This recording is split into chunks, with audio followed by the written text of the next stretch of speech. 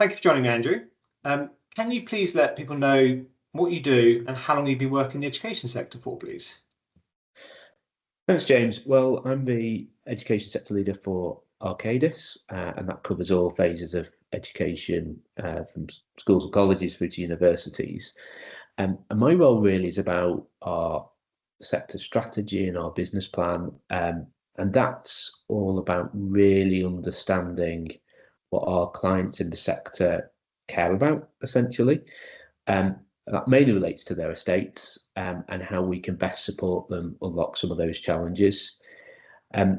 My role will be about growth, be about working through the sector insights and it really engaging with the market. And that's what I enjoy so much. I've got a growth team of account leaders. So our Department for Education account leader, our schools and trusts account leaders, and our universities account leaders all sit as part of my team, and we are collectively responsible for maintaining and building our business. Next month, I'll have been working in the sector for 24 years. Wow, congratulations. So we'll jump in for the first question that's been left by Matt Isherwood from Barker Associates. Matt asks you, there has been so much talk about new initiatives, new products, everything from energy pods to heat pumps, etc. What would you like to see happen to unlock the sector so it can get on and start delivering rather than just talking about it? Okay, that's a great question, and I guess it would be almost instinctive to start talking about funding, and we could say, if we get funding for a decarbonisation programme, that could spiral some commencement of a kind of energy pods initiative on a national scale or something of that nature. But actually, I'd probably like to say that we can make a difference, and there's an opportunity to act in making a difference without funding. So let's take, for an example, net zero requirements across the existing estate. I've got some examples of trusts having saved up to 40% of their energy use by simply dealing with how they control their systems and control their buildings, control their estates. That's informed by data, and it's informed by finding out some challenges that they've got with their existing estates and the energy. So my point from that is that actually there's no massive funding injection to make that huge difference. If you take 40% energy saving across a trust in a region, imagine what we could do across the whole estate. So to answer Matt's question in terms of unlocking the sector, we need clear strategy, and that strategy at all levels, whether it be nationally, at trust level or at a school level. And that means understanding what is needed across the estate and plan to deliver it. Won't be able to do it all. Funding does become an enabler to some of those interventions. But what I'd like to see is more kind of forward thought at all levels around what needs doing across an estate, that's data informed, based on the right professional advice. And there's a lot that can be achieved within the constraints of existing funding arrangements, just to get better at making property related decisions.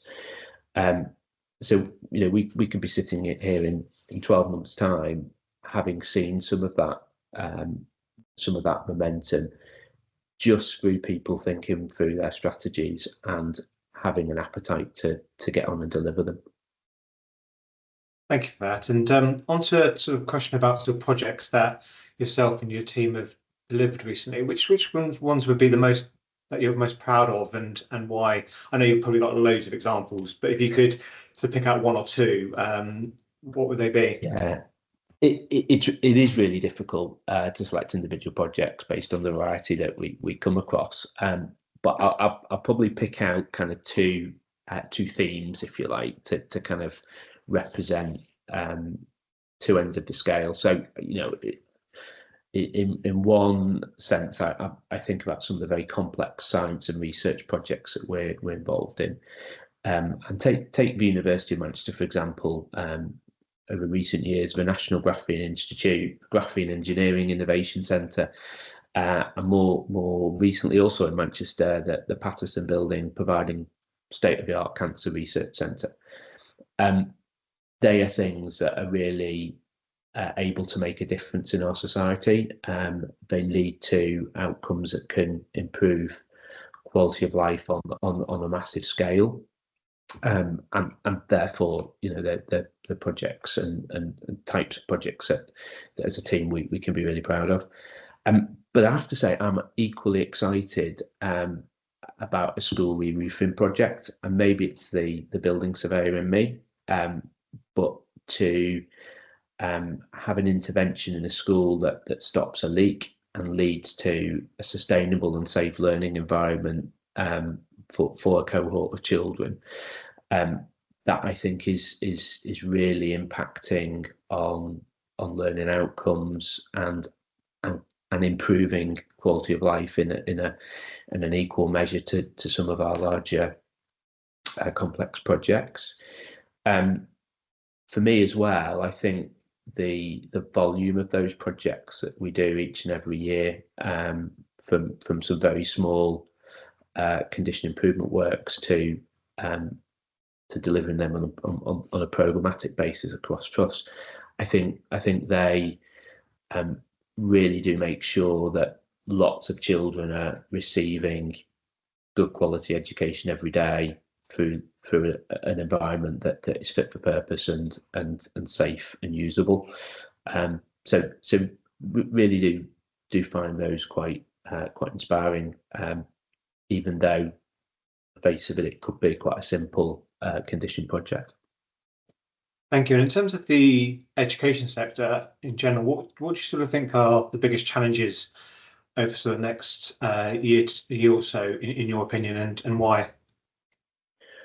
If you take the schools estate to start with, I think the challenges are mainly around condition of the estate and energy and the net zero plans. We have an ageing estate. The estate, a lot of it is beyond its design lifespan, and those buildings will not be replaced. There'll be a proportion replaced through the likes of the school rebuild programme, but there's a need to really keep on top of good quality maintenance strategies, as well as trying to deal with the kind of net zero agenda with the existing estate as well.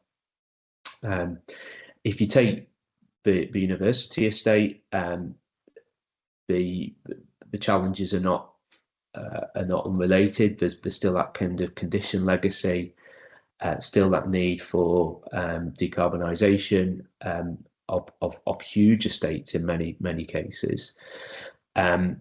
But I think there's perhaps that added complexity around the appropriateness of the scale of estates for how university curriculum is now being delivered and will be delivered in the future. And some of the clients we're speaking to are talking about the need to rationalise their estate, and in doing that, they can unlock some legacy in respect of estates that are difficult to heat, are difficult to maintain, and all of those kind of challenges. So there's those challenges that are kind of based around condition and energy, generally speaking. And those challenges will be picked up and covered in a lot more detail come Education Estates in October, and it's certainly a rich environment for educationalists and the wider sector to engage with. And I'll ask you a question about Education Estates in a minute if I can. But in terms of opportunities, on the flip side, what would you say are probably the biggest opportunities for the sector over the next sort of year or so, and why? So I'd probably say there's two big opportunities. One is around capital delivery, and the if you take schools estate again, there's the school rebuild programme. There's commitments there to deliver a number of school replacements. But there's that opportunity really to work more collaboratively, and we've been talking now for a number of years around different contractual and framework models around alliancing. Other sectors have embraced that. We've seen a lot from the defence sector, and some of the mobility sectors as well. And I think there's a real opportunity for us to get more efficient and collaborative at delivery, capital delivery, and embrace some of the kind of gold standard principles in procurement. So we've got to do that as a sector.